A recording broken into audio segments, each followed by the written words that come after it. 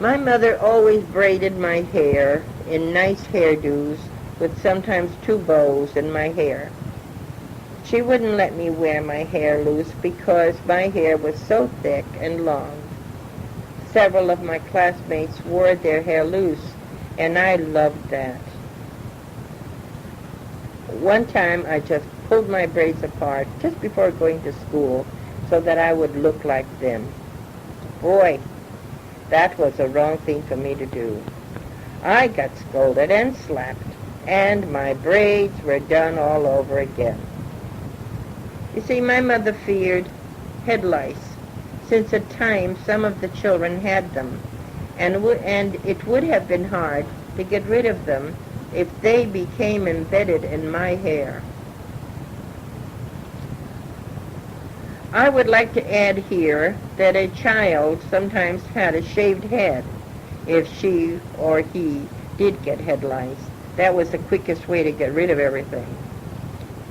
When I was teaching in Salem at West Road School, one of my families had head lice. The school nurse spotted it and warned me of that condition.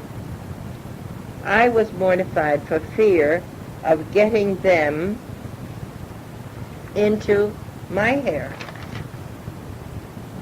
The school nurse, her name was Miss Vincent, gave the mother of these children instructions as to how to get rid of them. It always takes quite a while because the vermin lay their eggs on strands of hair, and these eggs must be destroyed to be sure of ridding the head of all lice. One cannot be too careful nor be careless if one knows that it exists in the classroom, or even if a friend has the condition. To make a point, when my son John was in first grade at St. Patrick's, he was 6 years old. We lived in Jersey City then. One night I noticed him scratching his head continually while sound asleep. I mentioned it to his father, and in the morning I checked his hair and scalp very thoroughly. To my horror and dismay, there they were. I called his teacher, a nun at school, and she told me some of the children in her class were infested with the vermin. She had to be careful herself.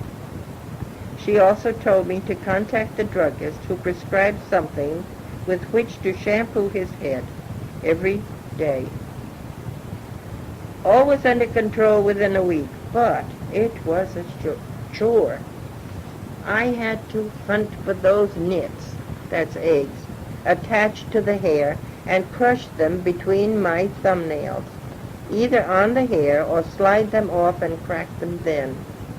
My poor John would cry from all the manipulation, but I had to do it to get him clean. From then on, I checked his hair daily and never had a repetition of fits. You see, no one can say, I'll never be guilty of such supposed filth. You never know how or where you could get one on your body. People hang clothes in public places, and the possibility is always there. One never knows.